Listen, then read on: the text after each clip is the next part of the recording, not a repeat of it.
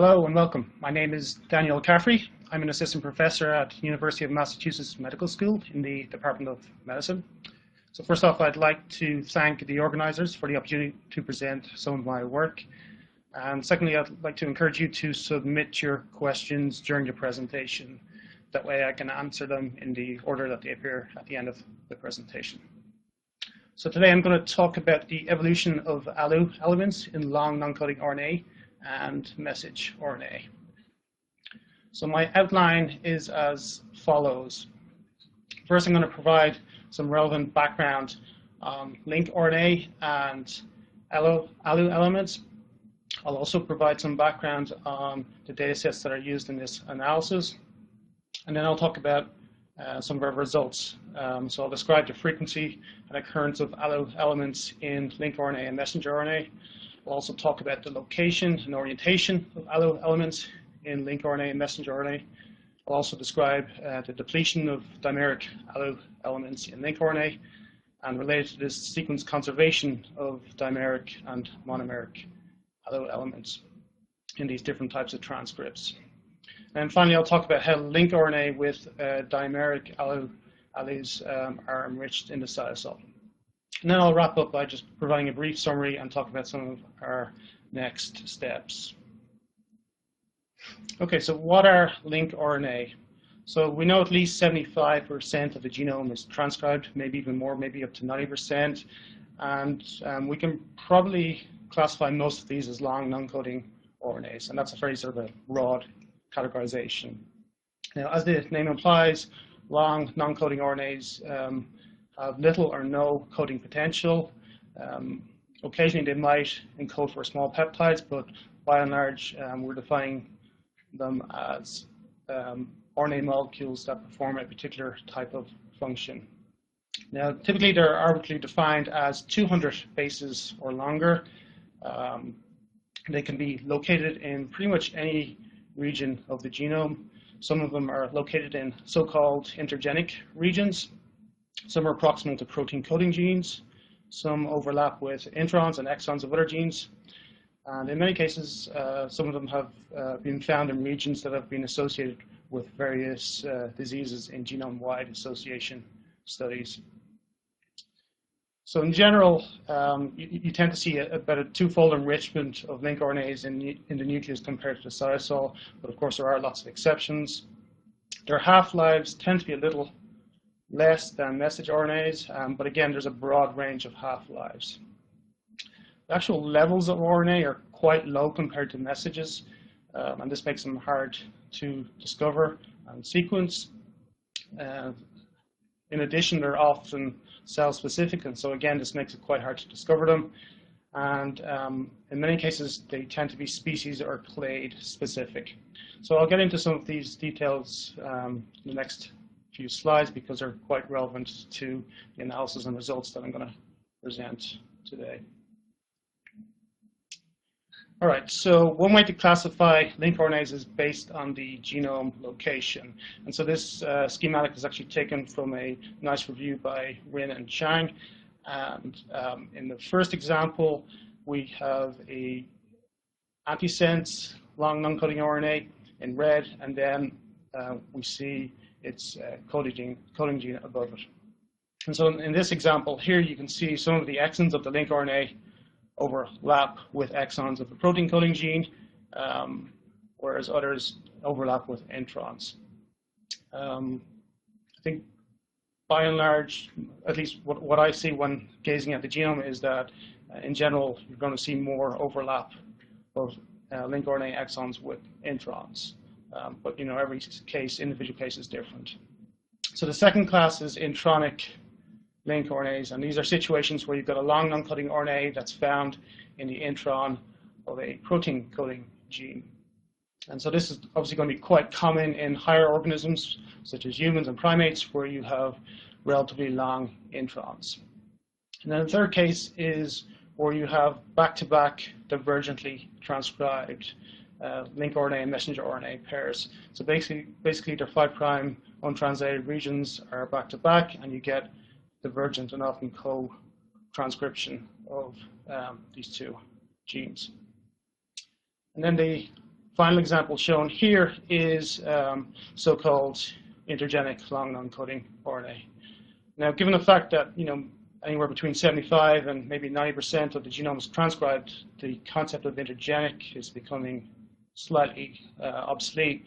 And of course, the lincRNA itself is genic, but nevertheless, this is a useful way to think about lincRNA, and it's certainly a very popular way to think about them. Of course, I think it's useful to think about how close a particular lincRNA is to a protein coding gene, because that can have important implications in terms of function and so forth. But these are sort of just simplified examples. In reality, there's going to be lots of variations and combinations of these examples shown here. So, for example, divergently transcribed transcripts can often overlap at the 5' ends. Okay, so getting back to those divergently transcribed lincRNA messenger RNA pairs. So this is a figure taken from Segova and Young, and basically they used GrowSeq, so a technique to analyze nascent transcripts in embryonic stem cells before and after their differentiation. And so in the first two panels in D and E, they show examples for two different lincRNA messenger RNA pairs. So the first on the left is the GATA6 protein coding gene and its neighboring lincRNA. And you can see after differentiation, you see co-expression of both of those genes. Similarly, in the second example for LHX5 protein coding gene and its neighboring lincRNA, you see expression of both transcripts following differentiation. So the example on the left is more typical in the sense that, in general, the lincRNA tends to be expressed at lower levels than the message. And then finally, in the right-hand column, they summarize, I think it's almost 700 lincRNA messenger RNA pairs and demonstrate that you effectively have co-regulation of the transcripts. So basically, you can envisage a situation where you have an RNA polymerase, you get transcription in both directions at the same time. So natural antisense transcripts, or NATs, can be regarded as a subclass of lincRNA that are antisense to another gene. So the simplest type is the cis NAT. So they're going to be transcribed from the opposite strand of a protein coding or non-coding gene. And then perhaps a slightly more interesting case or category is the trans NAT. And so in this situation, the transcript is going to be complementary to a gene on a different genomic location. So, for example, a different chromosome or a different stretch of the same chromosome. And so this is obviously of potential interest because it probably involves some gene duplication events, and perhaps one of the duplicates becomes a pseudogene, so degenerates to pseudogene, while at the same time still maintaining complementarity to part of the other duplicate. And so in terms of functions, some of these NATs have the potential or ability to form duplexes and are products for generation of endogenous siRNA, which can go off and perform siRNA-like functions. But other natural antisense behave more like more traditional lincRNAs, so they might interact with ribonucleic proteins and regulate transcription and so forth. Okay, so this here is some work from the Fitzgerald lab and also my group. And here we have macrophages from bone marrow, some mouse bone marrow, and the cells have been stimulated with a LPS mimic, which activates the TLR2 receptor, and in turn that induces expression of lots of immune genes. So on the inner track, what we have is full change values for protein coding genes, and the red genes show induction of known immune genes. So you get a massive immune response in response to this LPS mimic. What's interesting is if you look at the middle track, you also see induction of lots of long non-coding RNA. You notice the full change values are smaller than the protein coding genes, and this is in line with the fact that the expression levels are lower, as I already mentioned. And also you may notice that many of the induced lncRNA are in regions where you also have induction of protein coding genes.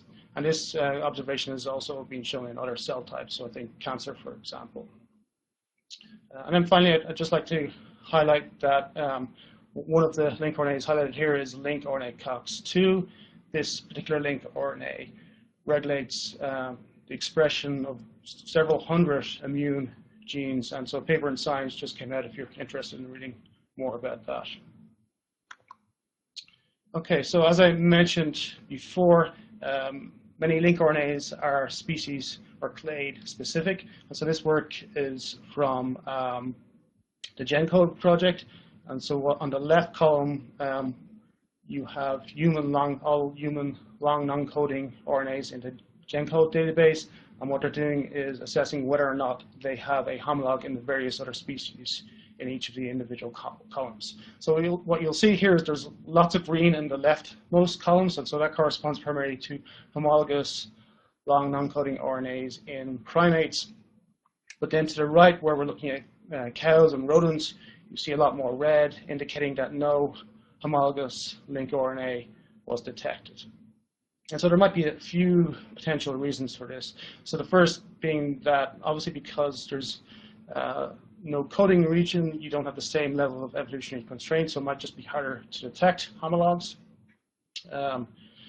Related to that, it could also be that you can envisage a situation where long RNA molecules can conserve a secondary structure or molecular function, but don't necessarily conserve their sequences. And then thirdly, and related to this talk, it's also possible that the presence of repetitive elements, particularly those that are primate-specific, will make it harder to actually detect homologs in these other species. Okay, so in terms of molecular functions, lincRNA perform quite a lot of different functions, or at least a lot have been determined to date. And so this is taken from another review. And so in the first example here, we have a lincRNA that's essentially acting as a decoy. You have a transcription factor that typically recognizes a specific sequence in the DNA and then regulates transcription.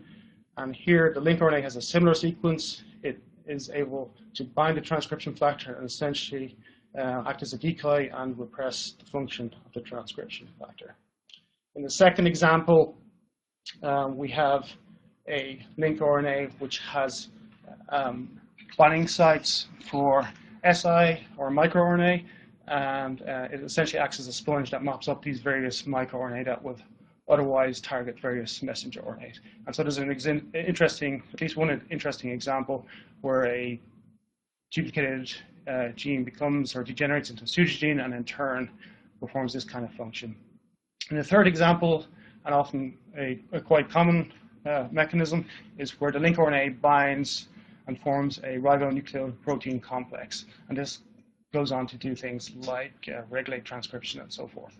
Then related to this is a situation where lincRNAs can bind various chromatin modifiers, and again, these can alter transcription of genes and so forth. And then in the final examples, so 5 through 7, this captures various situations where a lincRNA interacts with a messenger RNA, and it can either alter translation, it can alter splicing, or in some cases it can bind a 3' UTR, and that in turn can lead to degradation of the message. So allo elements were discovered way back in 1979. In humans, they're dimeric, so meaning they have 2 arms or 2 monomers, and these are homologous to the 7SL RNA. Now in rodents, it's different. Basically, there's, I believe it's called B1, and this related element has a single arm or monomer that is homologous to 7SL RNA. So the alus can bind SRP9 and SRP14, form a complex involving poly-A binding protein. they depend on another repetitive element called line 1 for copying. And so a key point here is that these are by far the most abundant transposable element in the human genome. So we're talking about 1 million copies and 11% of the genome. And so despite this fact, I think many biologists, including myself, have ignored them or dismissed them as junk DNA. But I think that's gradually changing. But yeah, at the very least, I think most people consider them a bioinformatic nuisance. Typically, when we search our sequence reads against a reference genome, we typically use a version of the reference genome where the repetitive elements have been, or allo elements for that matter, have been masked out because it's just too hard to map to unique regions. So as I said,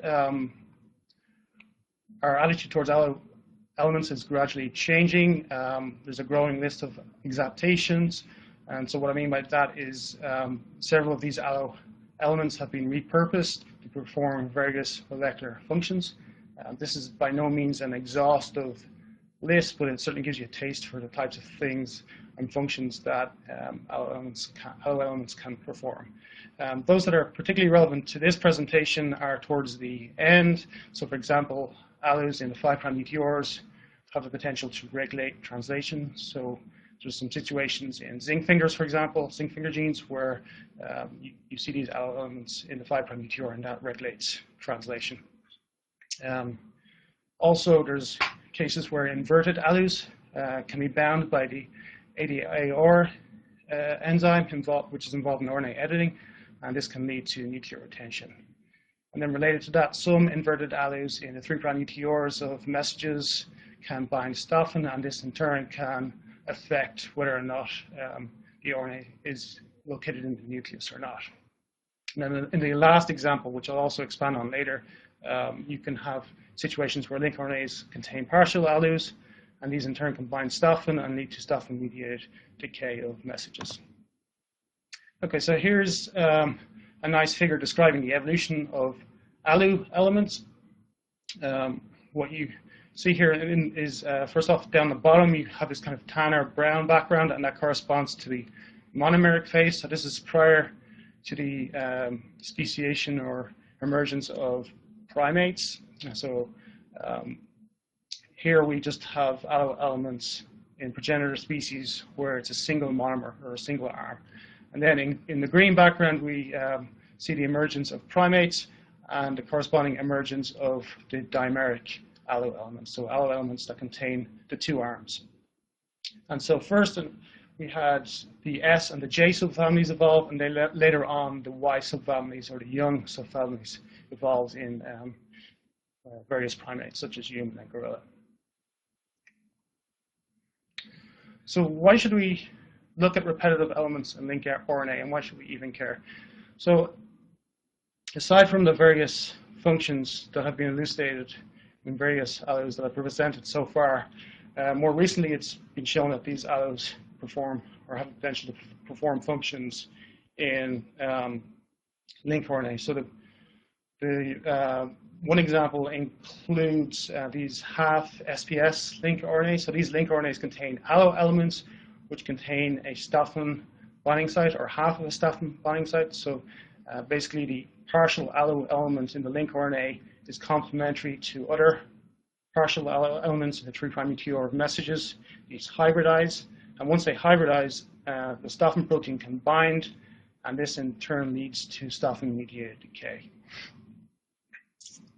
So the second example of a repetitive element performing a function in lincRNAs is shown here. I apologize, I omitted the citation, but basically you have a protein coding gene called UCHL1. It also has an antisense lincRNA called ASUCHL1. You can see there's some overlap or complementarity between some of the exons. And what this antisense lincRNA does is regulate the protein levels of UCHL1. And this function is very much dependent on the existence or presence of the sign B2 element and also its orientation. So in addition to those 2 examples, 2 papers have just recently come out showing that repetitive elements are ubiquitous in long non-coding RNAs. In the first paper, they focused on the HERVH repetitive element and show that it's very much biased towards the 5' end, and this is associated with or correlated with stem cell specific expression. And then in the second paper, again, they showed that repetitive elements were ubiquitous in long non-coding RNAs, and similarly, they showed there was a 5' end positional bias, and related to this, there seemed to be an association with cis regulation. So basically, the hypothesis or proposed mechanism is that repetitive elements are involved in cis regulation of the lncRNAs transcription. In addition, it's worth noting that several lncRNAs that are well characterized and have clear molecular functions contain repetitive elements. So I apologize, this, I guess some of the labels became pixelated in the file conversion. But anyway, in the top example, we have the exon structure of lncRNA COX-2, and the horizontal lines below indicate that there's 2 repetitive elements on the 3' end. And then the second example, we have lncRNA P21, which is involved in repression of genes involved in the P38 pathway. And here you can see in the second exon, there's various repetitive elements scattered throughout the sequence. And then in the third example, we've got a lncRNA called ANCHOR. And in this case, the last exon, so the 3' end, contains a fairly large repetitive element. This here is just showing 2 additional examples of characterized lncRNAs where you have lots of repetitive, relatively small repetitive elements scattered across the entire sequence. Okay.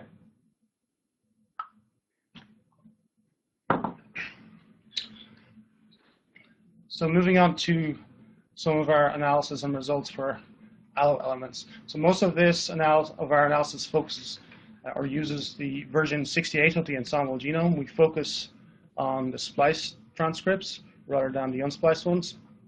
And for the computational analysis, we focus on a non-redundant set of transcripts. And so what I mean by that is we take the canonical or acanonical transcript for any particular gene, and the intention here is to reduce the likelihood of incorporating any biases into the analysis. So for example, if it was the case that some links were overrepresented and had lots of splice variants, they might somehow introduce a bias. And then for the expression analysis that I described last, we actually look at all splice variants, and we do this because, well, so to perform this type of analysis, you really need to be as inclusive as possible because a lot of links just aren't expressed in many cell types. So for the analysis, I'll often compare lncRNAs and messenger RNAs to intergenic sequences, and these will be size matched to the lncRNAs or the messenger RNAs. And the reason we do this is because there's differences in size between messenger RNAs and lncRNAs. So you can see from these distributions here that messenger RNAs are longer than lncRNAs. So messages are purple and lncRNAs are green.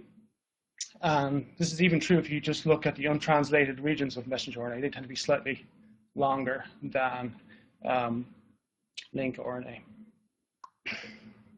But despite the fact that lncRNA tend to be shorter than messages, even if you look at the actual relative composition of lncRNAs and repetitive elements in them, you can see even the longer lncRNAs tend to have a greater fraction of repetitive element in them. So you can see towards the right in the top panel, there's still a fair amount of red and yellow and green, which ranges from 50% to 100% repetitive elements. Whereas in messenger RNA, you don't see this. Now, obviously, messenger RNA contain a lot of coding regions, and these won't have repetitive elements, but bear in mind the UTRs are actually slightly longer than the links. Okay, so if we compare messenger RNA to lncRNA, what we see is that most messenger RNA actually lack Alu elements or depleted relative to intergenic sequences, regardless of the size of those intergenic sequences. And this is also true, so I guess messenger RNA are depleted relative to lncRNA.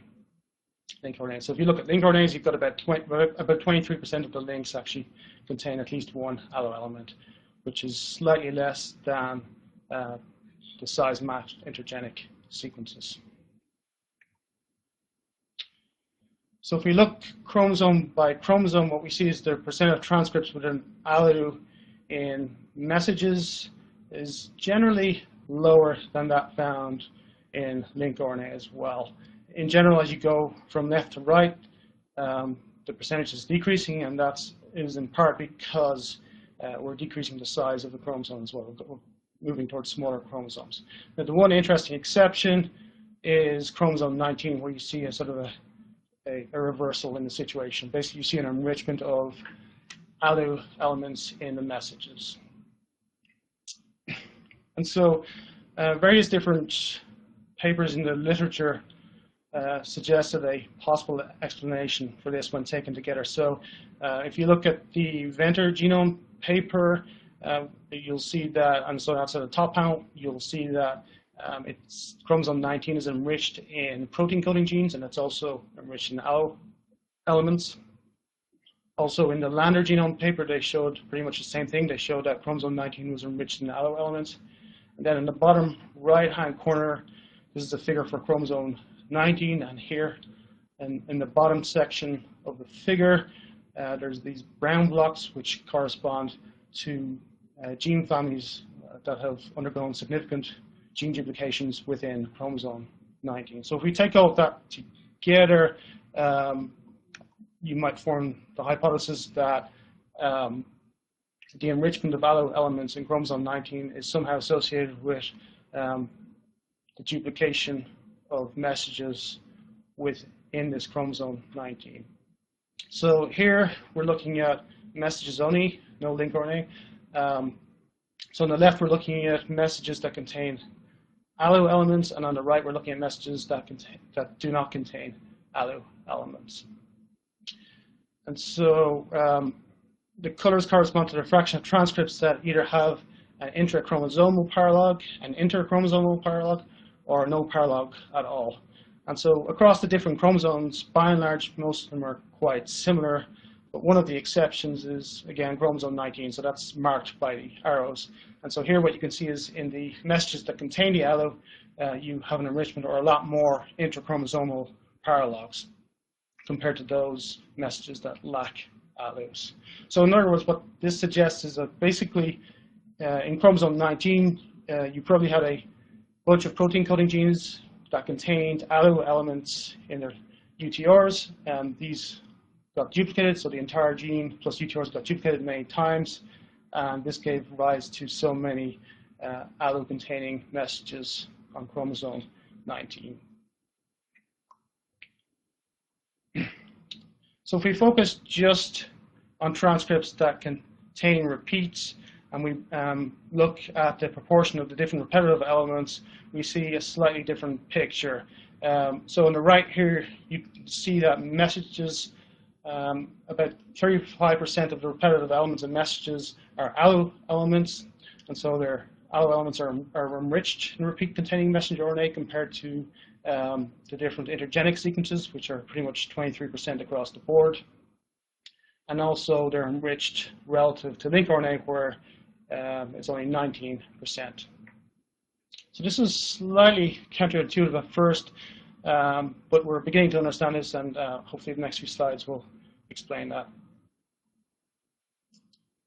Okay, so if we look at orientation of Alu elements in lncRNA, we can see a stronger preference for the reverse-oriented Alu elements compared to messages or intergenic sequences, where it's about 50%. And also, if we look at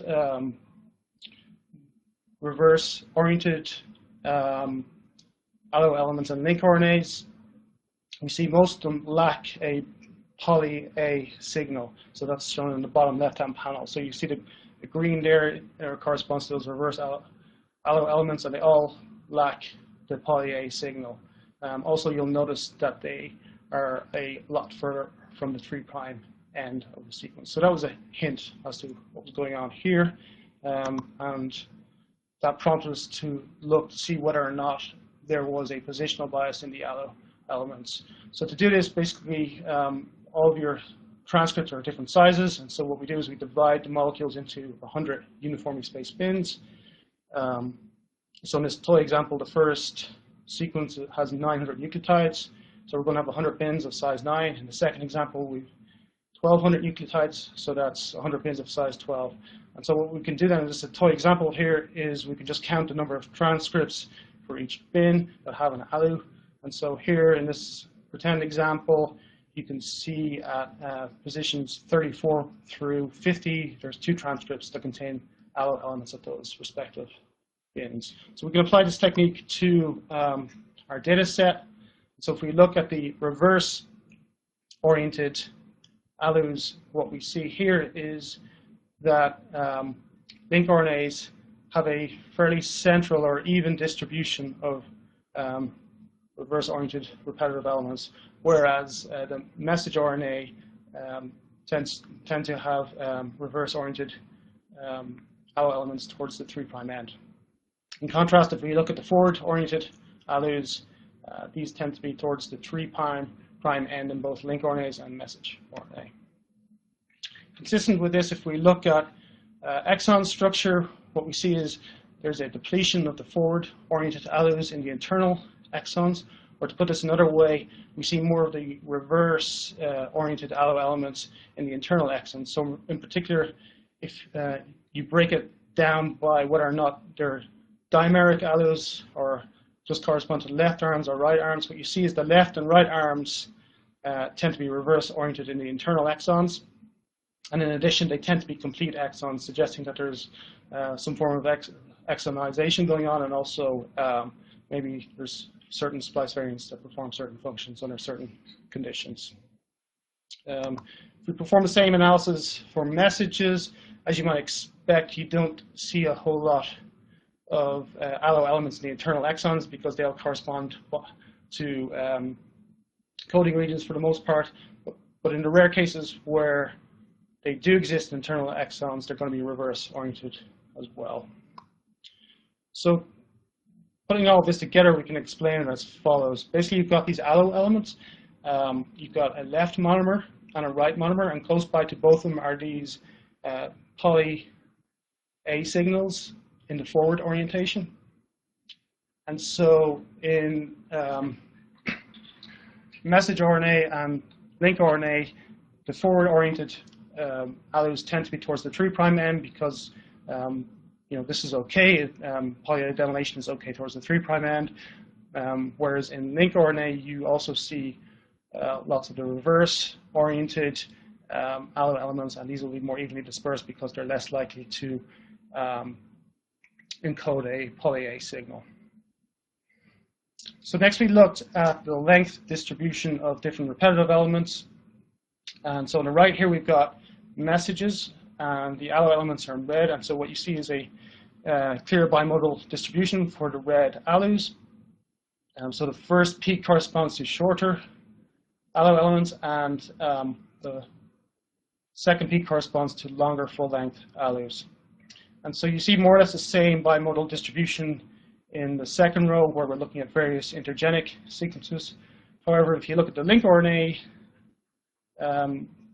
plot on the left side, what you see is the bimodal distribution is slightly different. You still see the 2 peaks, but what you can see is a depletion of those full-length Alus. So if we look more closely at the region, basically what we see is that those shorter Alus correspond to the left and right arms, and that's true for both the lincRNA and the message RNA.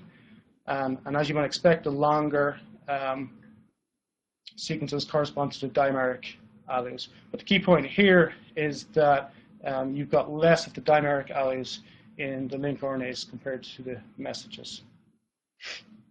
And so that's also captured here in this pie, where the dimeric Alus are colored red, and you can see a depletion in the links compared to the messages or the other intergenic sequences.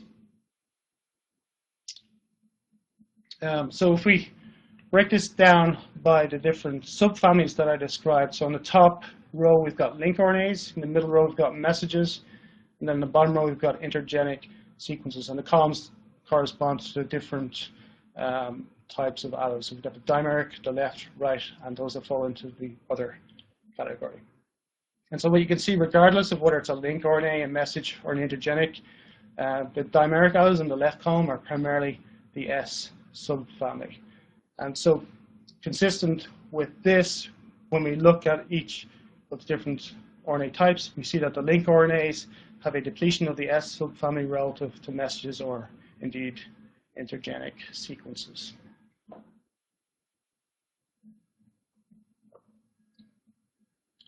So given the fact that we saw a depletion in the dimeric alus, it looked like maybe there was some kind of negative selection of these dimeric alus and lncRNA, and so it made sense to look at conservation of these different alu types across lncRNAs and messages. And so what we saw for the dimeric alus is that they were more conserved in the messages compared to lncRNA or intergenic, whereas the left and right arms didn't have the same pattern. So again, this sort of adds additional evidence to the possibility that there's some kind of negative selection going on. If we look more closely at the percent identities of these different alu elements, it becomes apparent that the increase in percent identity in the messages can be primarily attributed to the S and J subfamilies. So in the bottom row here, in the first column, we've got our dimeric alus for messages, and you can see a shift to the right in percent identities for the blue and red compared to those in lncRNA and intergenic. So that shift is indicated by the dashed lines. So given all this information, we decided to look at a recent ENCODE dataset. So the ENCODE project published a paper showing that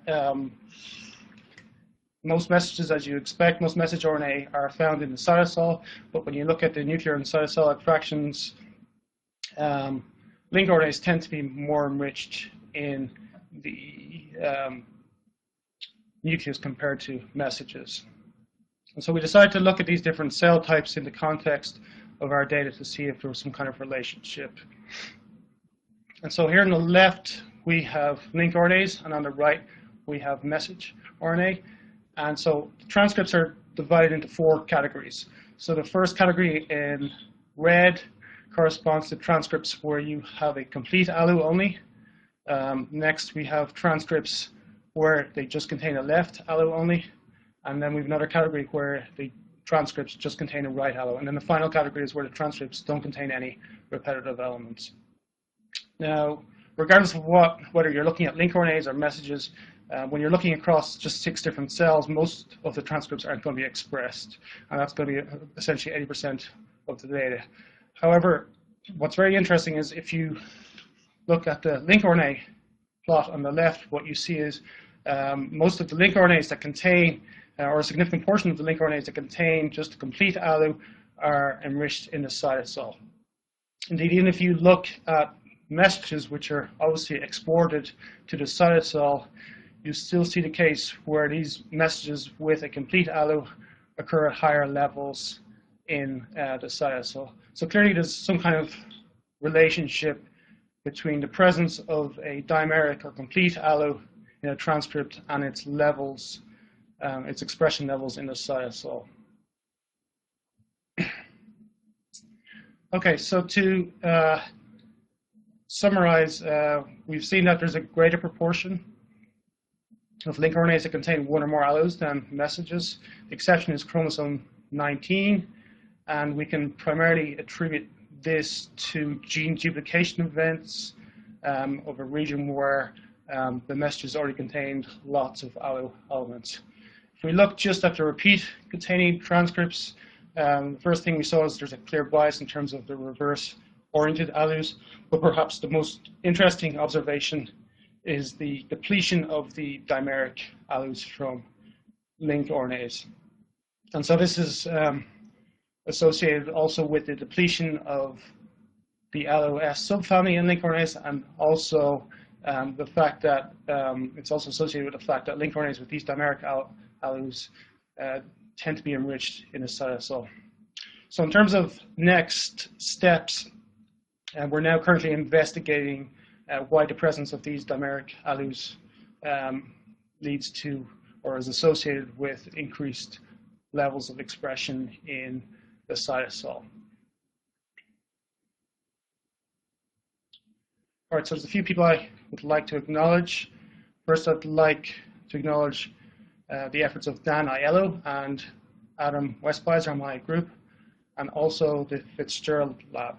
So we've had a lot of fun collaborating with Susan, Meninje, and Kate and in terms of looking at the evolution and function of lncRNAs in the innate immune response.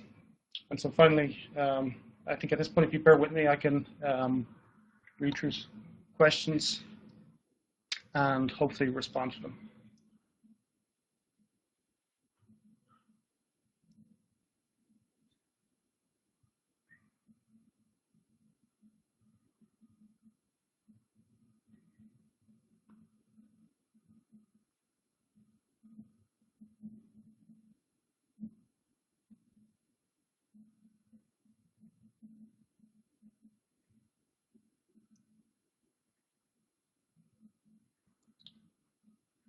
So there's a question, if the Alu elements are enriched in the lncRNAs, is there any normalization to account for abundance of these compared to lines or repetitive sequence? I'm not sure I completely follow the question, but I think the answer is no.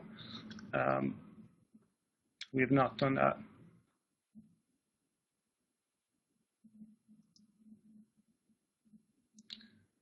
So it says if there is no poly-A signal, these would not likely be reverse transcribed by L1. So could this somehow regulate the trans effect of L1RT on the frequency of Alu integration?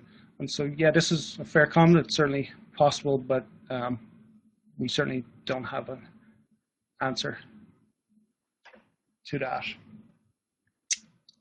So one question asks, what role does these Alus in lncRNA messenger play in disease? So it's very early days, and I don't think we really know. So Alus have been implicated in disease in other contexts. I don't know if they're always messages, but in terms of lncRNAs, it's very early days, and we're just beginning to understand things.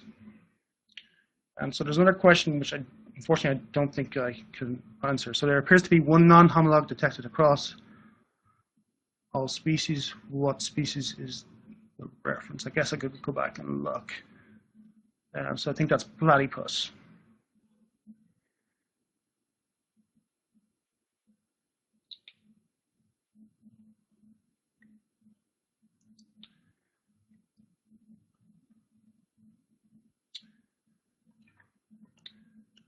Okay, so if there's no more questions, I think this is a good time to wrap up. I'd like to thank you for joining me, and hopefully I'll see you again soon. Thank you.